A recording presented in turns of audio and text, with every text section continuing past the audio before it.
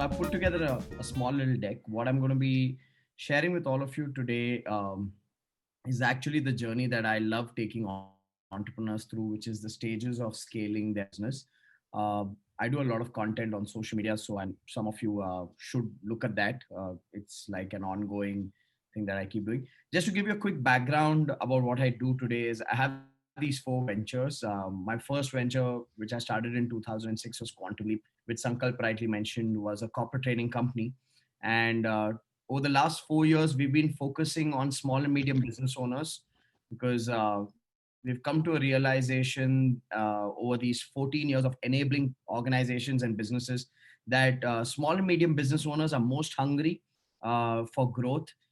They have the desire to learn, they have the courage to make quick decisions, and we just enjoy working with such entrepreneurs. So over the last 4 years, we've focused on small and medium business owners, and at any given point of time, we as an organization handhold 750 businesses across 6 different countries through a one-to-one coaching model where we work with a business for at least a period of 3 years because we feel just 1 day, 2 day, 3 day trainings create motivation and energy. But if a business wants to experience lasting, meaningful change and really wants to scale up to a next level, that's a journey and a process. So that's the approach that we use. In the year 2010, I set up my second business along with my lovely wife, Bhakti. She has a corporate events background. So we set up an event management company called Dreamcraft Events and Entertainment. And we've been doing corporate events for the last 10 years. The pandemic has been not so kind to the event management industry. But we've been able to survive and sustain, wouldn't say grow in the last 1 year, thanks to the new world of virtual events. So we do a lot of virtual events as well. In 2017, I set up an investment company called Dreamcatcher Investments. The idea was to invest in businesses that had the potential to scale. Made an investment in a logistics company, which was a 20-member team with a 20 lakh per annum turnover. In the last 3 years, with a combination of the investment and the mentoring and coaching, we've been able to scale up that logistics company from a 20-member team to a 2,000-member team, and from a 20 lakh per annum turnover to a 55 crore per annum turnover. And in 2018, I made my fourth investment. I'm very passionate about the sport of badminton.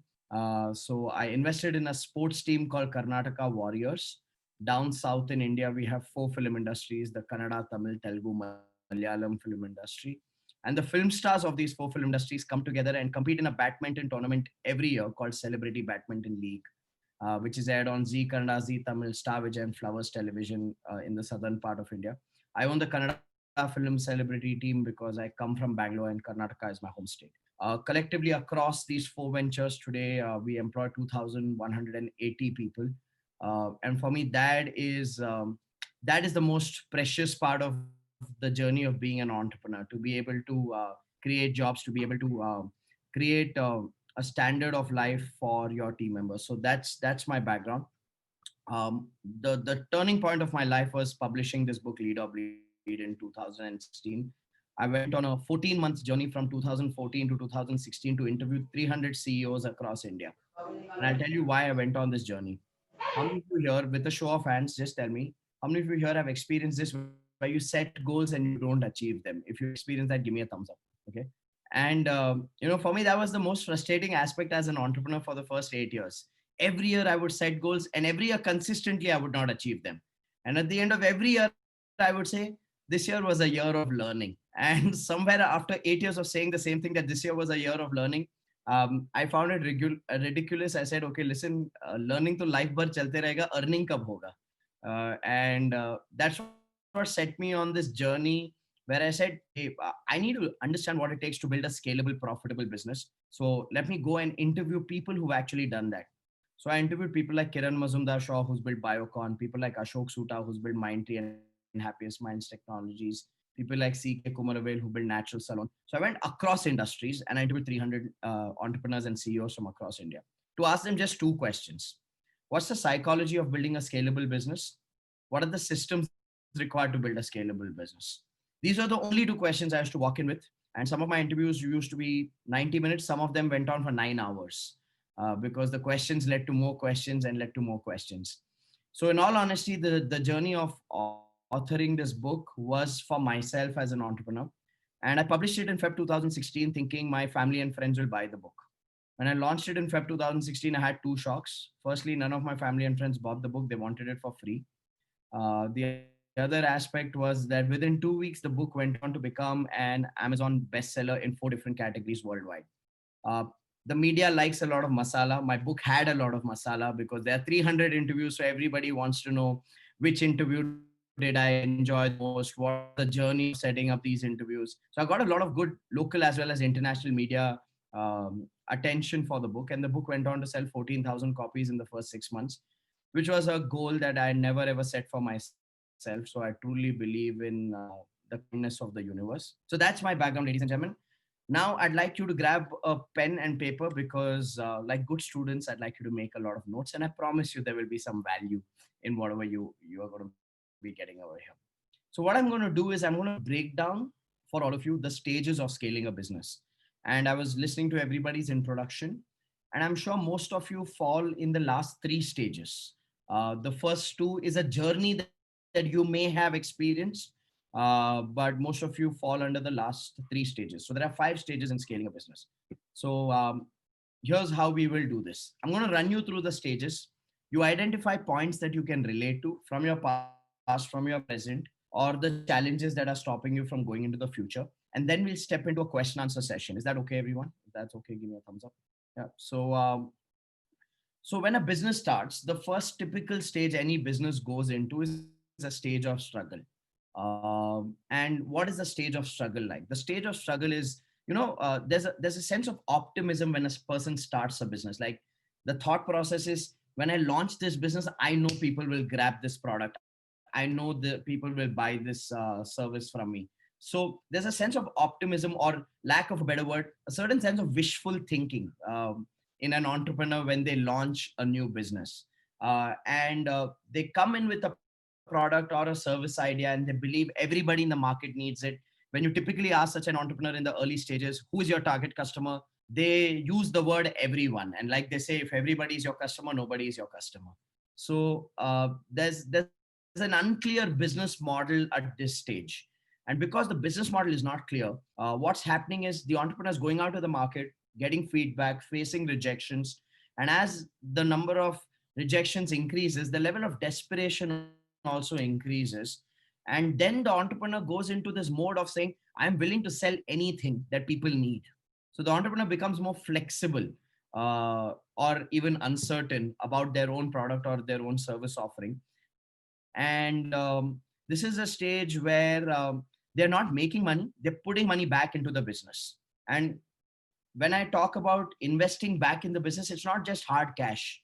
A lot of entrepreneurs don't pay themselves consistently. And not paying yourself also is constant investment. How many of you agree? If you agree, give me a thumbs up. I'm glad all of you agree, because I'll tell you, somewhere there is a narrative created by motivational speakers, authors, and self help gurus that entrepreneurship is a journey of sacrifice. It's about investing in your vision. It's okay if you don't pay yourself. And that narrative has created a conditioning where I see a lot of entrepreneurs actually take pride in saying, 3 महीना हो गया, 1 रुपया नहीं लिया business से. It becomes a sense of pride. There's somewhere there's the joy of suffering that people start enjoying in this process of entrepreneurship. So that's a stage of struggle. um, 1 in 100 survive the first year, 1 in 1,000 survive the next year. We've all been taught this stuff over and over again, but that's the reality. Very, very few people move beyond struggle because they typically burn up their savings, and then they realize this game is not for me, and then they go back to searching for a job. Now, the once you go beyond struggle, go to the second stage, which is called survival. Okay. Now, what happens in the survival stage? This is the stage where the entrepreneur starts realizing their mistakes. They start understanding what the market wants, what the market is willing to spend money on, who is willing to spend money on the product or service, in what form do they want the product or service. So, what ends up happening is, this is where the entrepreneur starts building or understanding or uncovering a workable business model. So if you ask me the definition of a workable business model, I would say it's the right product or right service to the right customer. Simply put, it's a workable business model. It means there is someone willing to spend money on this product or service because they find value in it. So this is the stage the entrepreneur, either by accident or by constant feedback, arrives at क्या क्या बिकता है, कौन खरीदता है, who's buying, and what are they buying. So they have a workable business model. They start getting clients, they start getting orders, they start getting projects, they start making money. But in this stage, the entrepreneur typically falls into cash flow challenges. And there are two reasons why entrepreneurs fall into cash flow challenges. Reason number one, a lot of these entrepreneurs are very customer centric, which means once they get the project, they are the ones who are sitting and focusing on managing the customer. And of course, at this stage, there are conversations like, I love to give my customer a personal touch. I love to be hands on in what I'm doing. But they forget that you are the business owner. You're not the service provider or the product manufacturer yourself. So, in this race of giving a personal touch to the customer, the consistency on marketing and sales is not there. They are not proactively marketing and selling.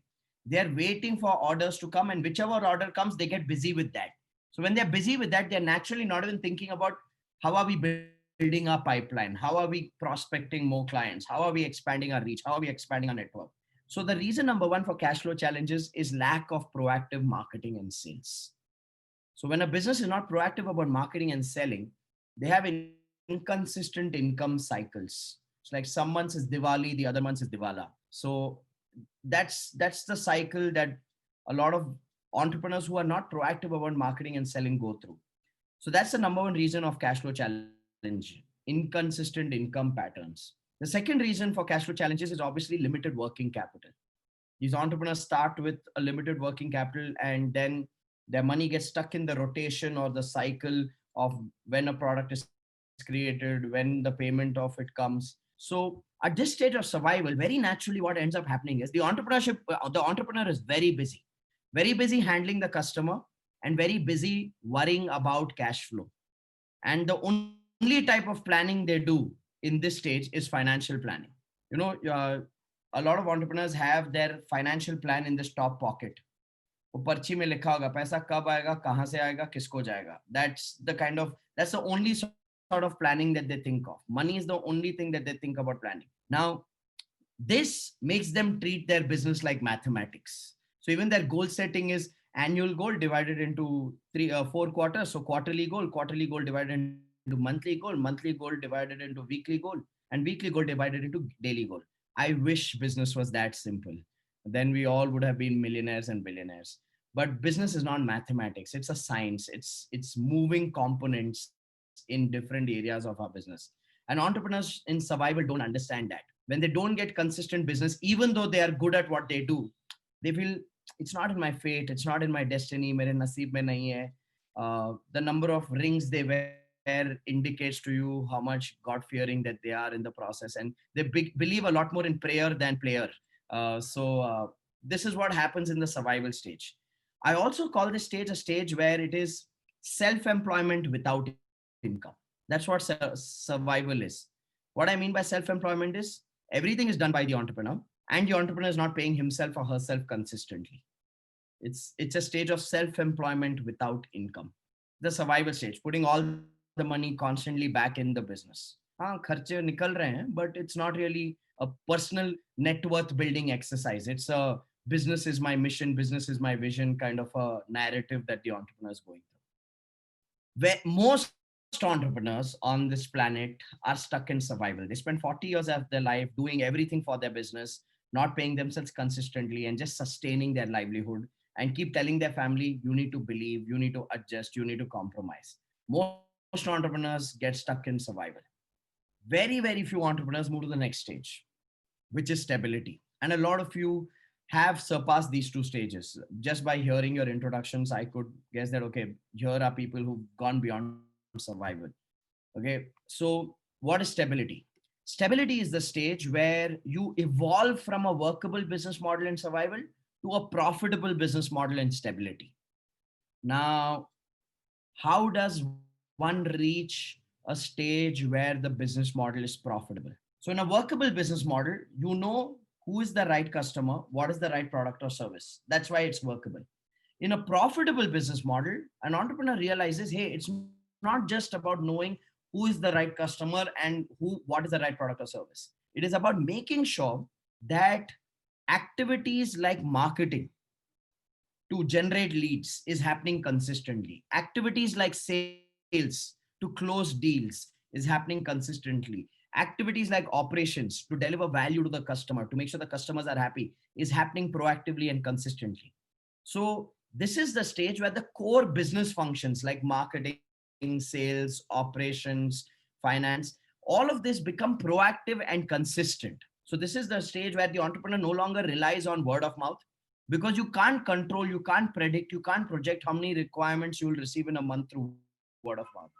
So in this stage, because the entrepreneur becomes more proactive about making sure marketing is happening consistently, sales is happening consistently, operations is happening consistently, the business becomes stable, and the entrepreneur starts making money for the business and for themselves.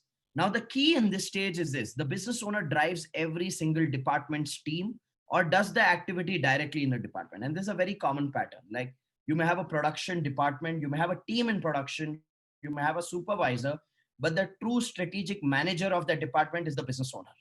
And an activity like marketing or sales may be a self done activity. You may probably have an assistant, or you may be the only sales warrior or the marketing person of your business.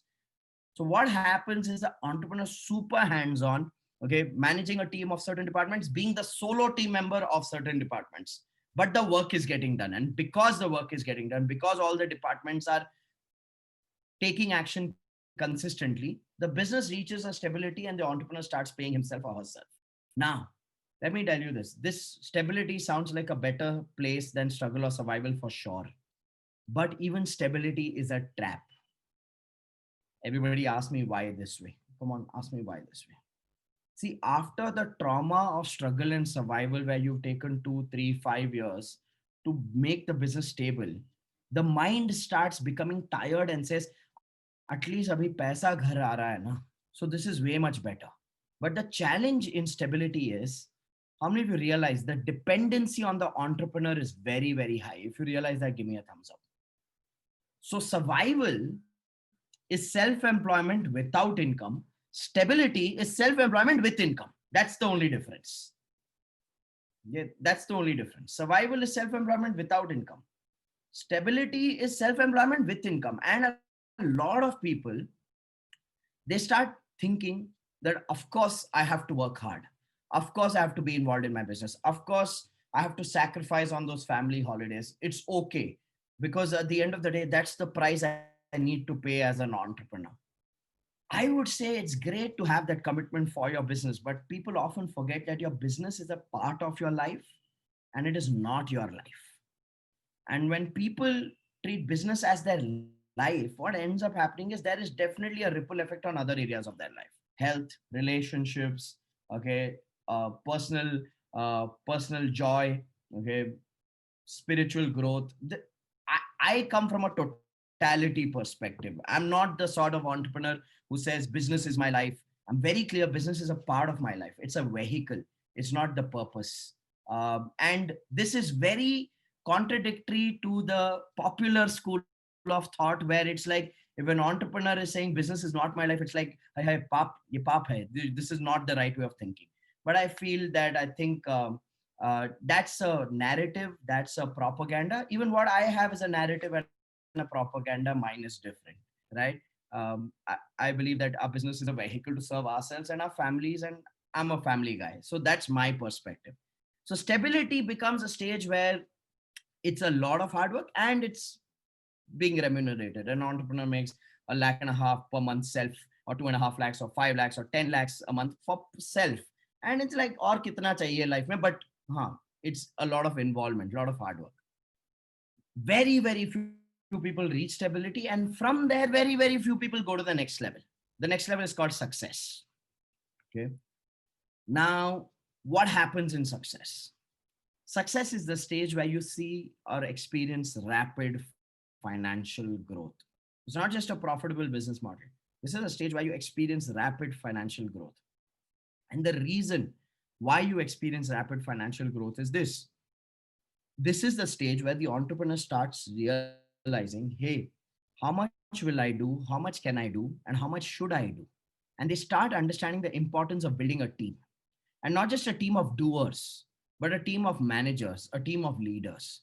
So what starts happening is the the journey from stability to success. If you ask me what's the differentiating milestone, I would say the milestone is this: stability means you're making good money and you are involved. Success means you have built a second line of leaders, which means you are not involved in day-to-day activities of different departments. So you have functional heads. You have a marketing manager for your marketing activity. You have a sales manager for your sales activity. You have a production manager for your production activity. You have an accounts manager for your accounts activity. So you have functional heads, and those functional heads are both committed and competent. A lot of people empower team members who've been with them for a long time. They have commitment, but they may not have the competent. So the business owner automatically keeps getting involved again and again. But functional heads are people who are both committed as well as they are competent. So they start driving the day-to-day activities of the business. Now, when they start driving the day-to-day activities of the business, the entrepreneur has a lot more time and energy available with themselves. Now, what do they do with that free time and free energy? They don't do what network marketing businesses say, that you sit by the beach and you sip on pina colada. After 21 days of a vacation, you crave to get back to work. So what do? As an entrepreneur at this stage, while you're not involved in day-to-day operations, you start thinking of strategic growth. You start thinking of new products, new markets, new geographies, new opportunities, new collaborations. And I want you to think about it.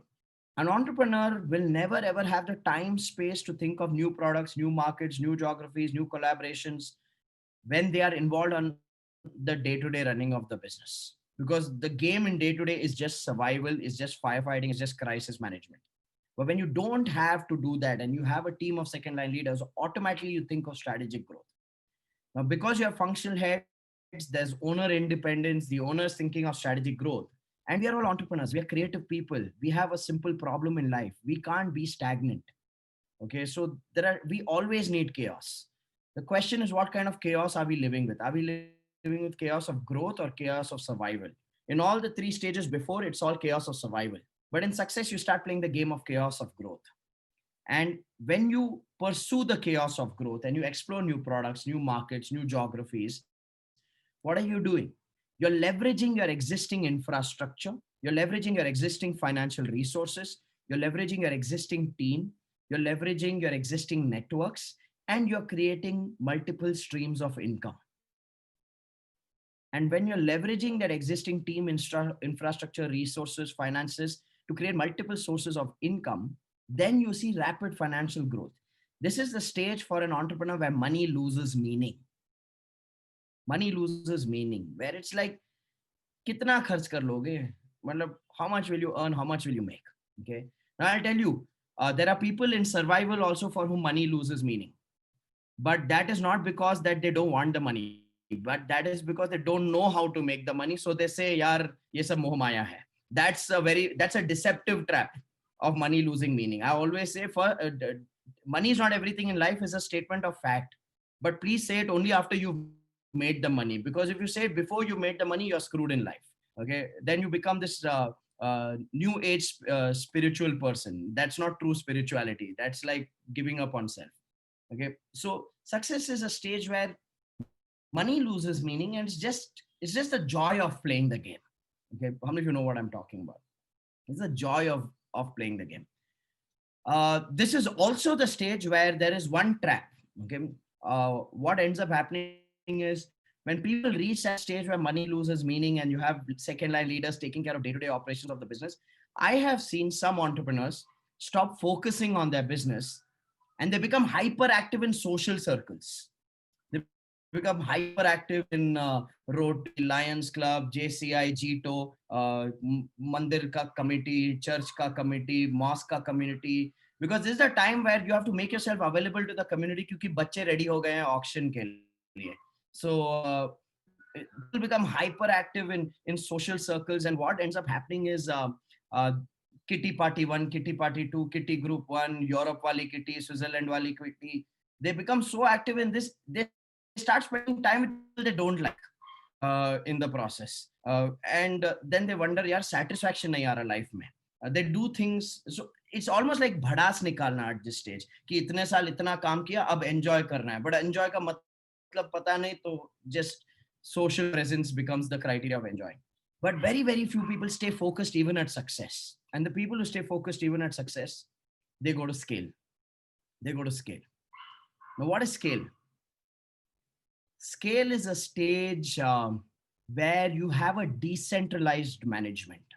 And this is where I'd like to draw an attention to an idea that may be very relevant to a lot of you. There's a difference between managers and management. Your managers are people who are good at managing projects, the core domain of your business, and they're good at managing people. So managers are project and people managers. But I've seen a lot of entrepreneurs who say, Rajiv, I have managers. They manage the day-to-day work. They manage the departments. They manage the team, but they don't have that business acumen. They don't think like me. How many of you felt that about your managers? If you felt that, give me a thumbs up. So please understand, they are managers. What you are looking for is someone who can think like the management. Management people have business acumen. They understand strategic thinking. Managers are typically homegrown leaders. These are people who started from the scratch and then worked their way up, really hardworking, learned new skills on the way. But they hit a saturation point. And while we as entrepreneurs like to have a meaningful strategy conversation with someone who has the business acumen, someone who can think like us, we feel that void with our managers. So this is why I want to draw the distinction. There's a difference between having a team of managers and there's a difference between having a management team. A management team is like a professional CEO, a professional CIO, a professional CMO, a professional CFO, a professional CHRO. Okay. So when you have people who understand what it is to manage a business at scale, and they come with that business acumen and strategic thinking, and you empower those people, then they are not just managing day-to-day department activities. They are seeing how each department can evolve, how each department can redefine the playground of the business. So when you have such a decentralized management team, the business owner becomes non-existent. The business owner becomes non-existent. This is where you can give yourself fancy titles like chief emeritus or mentor to the board, and those kind of fancy titles that you see on television channels where they do 200 crore deals in each episode. So you have a decentralized management. The business owner becomes non-existent. People know the brand. They don't know who started it. I call that the stage of nirvana in business, where you become a silent millionaire or a silent billionaire, where people know, अरे Featherlight करके company है of furnitures, but they don't know who is Featherlight. Okay, so the brand becomes bigger than the owner, and it's system-driven growth. And this is where you truly build something that is a legacy, an organization that will live beyond you, an organization that will live beyond you. And multi-generational family businesses are a great example of this, and they pass on. Like, I was very inspired when Ashi said it's an eighth generation business, because usually businesses don't survive beyond three. There's one to build it, there's another to start breaking it, the third one to destroy it. But eight generations means they've done something right. Right. So this is where the system is the hero. It's not a personality dependent organization. It's truly creating a legacy. Now, these are the five stages of of scaling a business. Was this useful? If this was useful, give me a double thumbs up.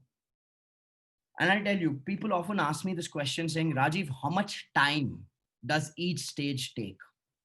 Well, it's not a function of time. It's a function of key milestones. So I'll give you key milestones. Okay.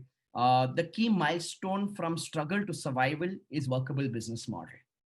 So if an entrepreneur who's just starting is conscious about answering the question, who is the target customer and what are they willing to spend money on, then the entrepreneur will quickly adapt and evolve a product or service and target the right audience and have a workable business model.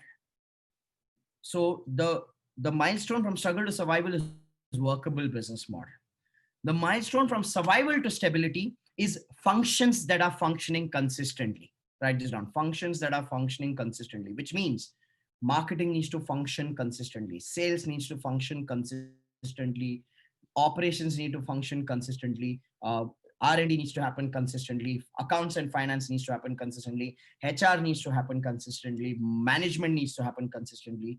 So the milestone to move to stability is to make sure that these activities, which are core business activities, are happening on a daily basis. Because what happens in survival is an entrepreneur does marketing only when they realize they don't have projects in the pipeline. Then from marketing jumps into sales when there are enough sales meetings, because the entrepreneur believes I'm the best salesperson, I need to go for the sales meetings. And when the entrepreneur goes for sales meetings, marketing is not happening anymore. Lead generation is not happening anymore. Then when they close deals, they jump into operations and they say, I need to handle the customer personally. So marketing and sales is not happening consistently. So the key change from survival to stability is consistent daily activity of core business functions. That's when you hit stability. From stability to success, the key change is building a second line of leaders. The key change is to build a second line of leaders. Because only when you have second line of leaders, your dependency on a day-to-day basis reduces and you start thinking of strategic growth. The key change from success to scale is focusing on decentralizing your management. This is the stage of letting go. This is the stage of letting go. It's focusing on a decentralized management. It's focusing on building a brand, and it's a lot of financial governance that is required to reach that scale. Because at scale, you're looking at different routes. Some people look at an organic route of customer growth. Some people look at product expansion. Some people look at geographical expansion. Some people look at mergers or acquisitions. Some people look at preparing the business for an IPO. So a lot of financial governance is required in things like preparing yourself for an IPO or looking at mergers with larger businesses or acquiring smaller companies. A lot of brand awareness is required to be created during this point of time. Even though you're a stable business, you need to build a brand at this stage. And of course, the most pivotal part is building a team of decentralized management, like a management team that has business acumen and experience. And what becomes most important for the entrepreneur to still retain control in that business is to manage the culture. And this is where a lot of people make mistakes. When you hire a competent senior person from outside who comes with labels of big brands, the entrepreneur becomes so insecure that they lose the sense of self, and they start believing and agreeing to everything that this new person has to say. And smart entrepreneurs are those who, when they hire people at a senior level, they say, first win the heart, then use your head. Because I know when you hire from a senior background professionally, you feel इतना पैसा दे रहे हैं, कभी किसी को इतनी salary नहीं दी, इसका पूरा दिमाग निचोड़ते हैं. But in that process, what happens is that person comes in with a process of perspective of, I need to prove my worth. And the best way to prove the worth is to tell the entrepreneur all the challenges of the business, and try to make too many changes too soon, which is where a lot of businesses fall and stop believing in building a decentralized management and say, galti kar diya, khud control mein rakhna chahiye. So they kind of go towards scale and then come back to stability because they lose faith in people. So that's the journey of scaling a business. Two things I'd like you to do. Uh, Identify for yourself which stage are you in right now. Okay. Identify for yourself which stage are you in right now. Would love for you to type it in the chat box, which stage are you in right now.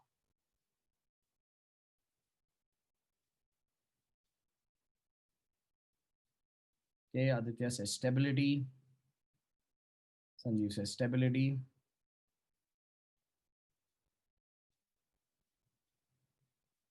Okay, Tushar says stability.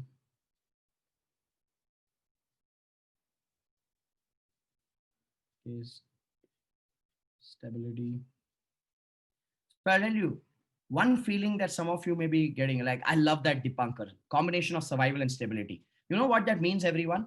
What that means is some of the functions or departments in Dipankar's business are stable and some of them are surviving. Like, I can imagine the entire admin, operations, medical aspect of the hospital probably may be stable. Marketing may be surviving, okay, or struggling. So this, what you can do is you can actually use this assessment to even evaluate the maturity of every department in your business. and to set milestone goals in every department, saying, hey, you know what, marketing today is struggling, or marketing is in survival. What would it take for us to move marketing to stability? Then you may realize we need a proper strategy, we need a proper system, we need a proper marketing team, in-house as well as outsourced partners, and you move in that direction. And let me tell you, any change takes at least 3 cycles of failure, which means you would have tried marketing and burnt money with an agency. Don't lose hope. Don't discard marketing as an activity saying it's a waste of time, it's a waste of money. Uh, Marketing is, or any of these changes are not like marriage. You can do it again and again. You can fail at it again and again. Nowadays, you can even fail at marriage again and again. It's perfectly fine. No judgments of society anymore. So the key is to stick to the change. The key is to, there's a distinction between doing something to see a result versus doing something till you see a result.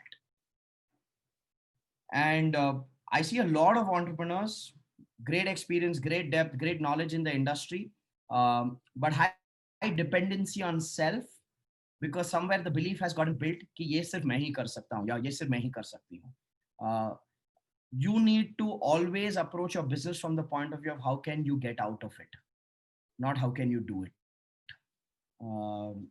And that does not mean you do dirty delegation. It's just a process of developing people, developing systems to a point where the business does not need you. So this is what I wanted to share with all of you. And in all of this, the biggest trap, how many of you like to know the biggest trap? uh, yeah, give me a thumbs up. The biggest trap is to fall under this trap of self-employment. Okay, and let me define self-employment for you. I'd love for you to make a note of this definition, because some of you will laugh reading this definition. Okay, self-employment is a trap. You can write this down. I'm kind of dictating it like a school teacher now. Self-employment is a trap where you start a business, comma, you create jobs. You start a business, you create jobs, comma, you pay people salaries on time. Okay. You start a business, you create jobs, you pay people salaries on time, but but you do the work, but you do the work which your team is supposed to do, but you do the work which your team is supposed to do, and you don't pay yourself consistently. So let me repeat that from the top. Self-employment is a trap where you start a business, you create jobs, you pay people salaries on time, but you do the work which your team is supposed to do, and you don't pay yourself consistently. Now, for some of you, all the aspects of self-employment will be true. For some of you, you may be paying yourself consistently, but you're doing the work that your team is supposed to be doing. For some of you, this may feel like, how does this person know my story? And let me tell you, self-employment is not a function of the size of your team. It's not like only a person who's a solo entrepreneur or a person who's 2 members, 5 members, 10 members is in this trap. I have seen people who have 300, 500 people on their team, but the buck stops still at the entrepreneur. That is also self-employment. So self-employment has nothing to do with size. It's to do with an approach and a style of building a business. And I often say this to entrepreneurs: employment is better than self-employment, because in employment, you at least get paid consistently. In self-employment, it's an ego enterprise. It's naam ka business, where you say, I'm an entrepreneur. The real game is of building a business. And you need to understand the objective of business is wealth creation. The objective of employment is income generation. A lot of entrepreneurs who are doing business are happy if they're generating income, thinking it's sustaining my lifestyle. If you want to sustain a lifestyle, I'll make life easier, go get a job. Anybody will pay you a 6-figure income for your talent, for your hard work, for your work ethic, for your skill set. But when you're building a business, build it for scale. Okay, because when you build it for scale is when you're truly expressing yourself, you're truly creating that legacy. So self-employment is a trap in between, and most people are in the trap of self-employment while they call themselves business owners. So with that, I'm open to questions, ladies and gentlemen. I'm ready for any questions if you have any. Yes. So Sure. Aditya, you want to start? Yeah, sure. Thank you so much, Senthil. Thank you, Rajiv. So that was quite an intriguing presentation. Gathered a lot of value from specific points that you mentioned. My question to you, Rajiv, is scale sunte hi na, like people think about, VC fund, people think about series A, series B, and all of that, right? So, in your experience, my question would be ki, getting an investment, getting your product market fit right, getting your business model right. I mean, these are core functions. I mean, if you get these particular systems and processes in place, and you get that proof of concept out there, um, money is going to come, and then probably you can be at the survival or the stability mode, right? But the moment we mention scale, I mean, is it something that can happen organically in businesses, or is it possible, or is it quite necessary in most cases to look for an outside investment? So I'll tell you, I blame our business media for this, for painting the wrong examples. Hmm. Nowadays, funding is celebrated. I don't think funding should be celebrated. If anything should be celebrated, it should be exits.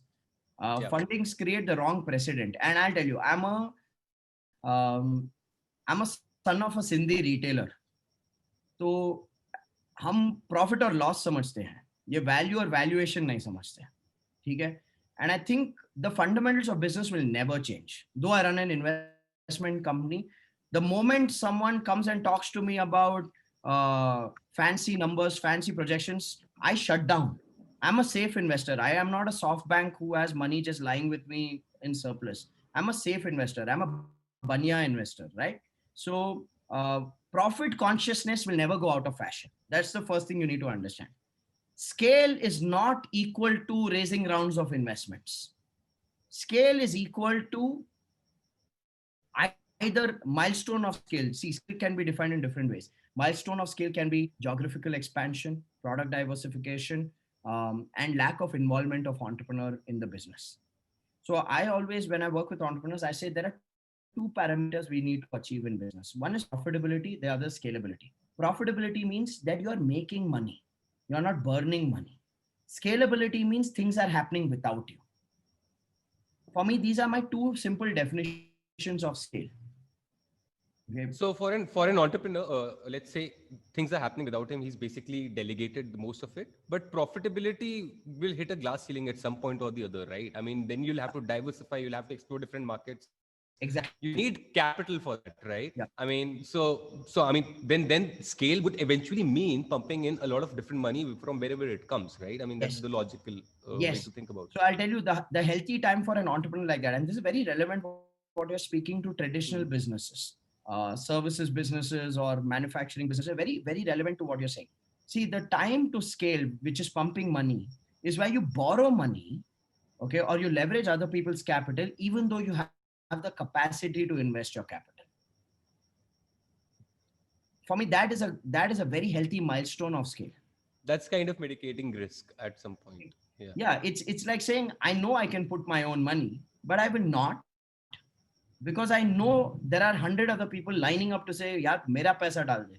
When Right. you're able to create that kind of a story, you are Sure. you're taking a very organic and grounded. I wouldn't call it safe. I would say grounded approach to scale, not just a wish wash of iski topi uske sar and say scale. Right. Yeah. Thank you. Thank you so much.